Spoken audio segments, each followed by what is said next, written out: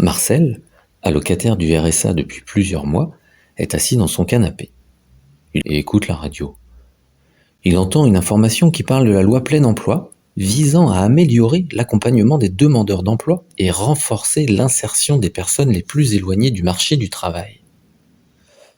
On y parle du département de la Loire-Atlantique qui propose un accompagnement socio-professionnel renforcé et de proximité des allocataires du RSA.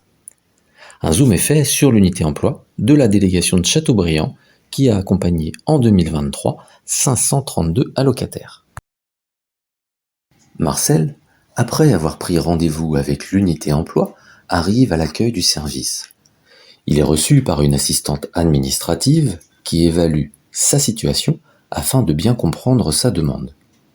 L'équipe de l'unité emploi est composée de 2 assistantes administratives, 6 chargés d'accompagnement emploi et une responsable d'unité.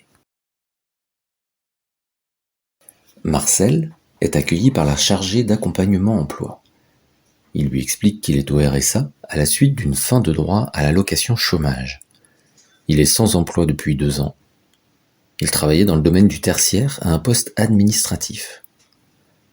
À la suite d'un accident de travail, il n'a pas pu continuer à exercer son métier. Il exprime se sentir diminué physiquement et avoir perdu confiance en lui. Il avait un métier entre les mains et maintenant, il ne sait plus quelle profession il pourrait exercer. Il ajoute qu'il n'a plus de voiture pour se déplacer.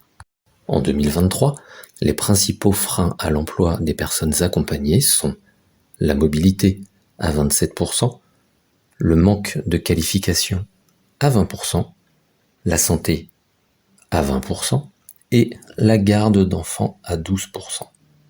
La chargée d'accompagnement emploi présente à Marcel les différents supports emploi sur le territoire et les solutions de mobilité.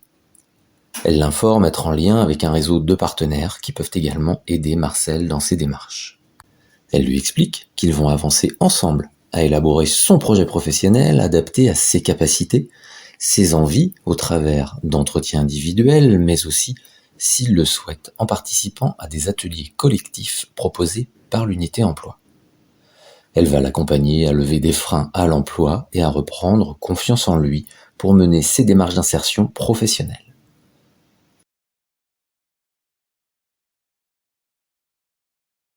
Marcel ressort de l'entretien avec la chargée d'accompagnement emploi avec des informations concrètes. Il est plus confiant. Il sait maintenant qu'il a une interlocutrice privilégiée afin d'avancer dans ses démarches pour un retour vers l'emploi.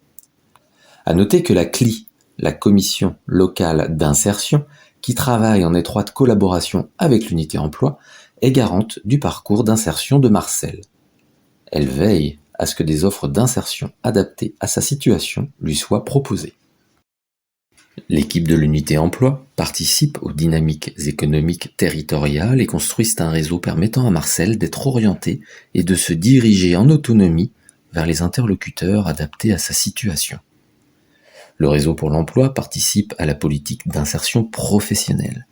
Il est composé des acteurs tels que France Travail, la mission locale, Cap Emploi, les établissements publics de coopération intercommunale, EPCI, et le département.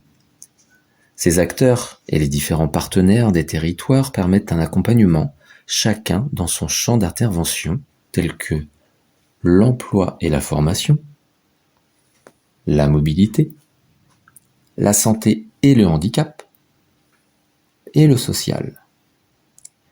Il existe de nombreux autres partenaires.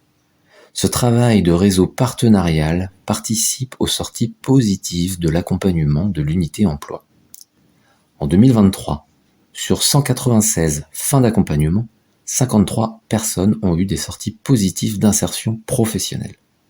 96% sont en emploi, 2% en formation et 2% ont créé leur activité.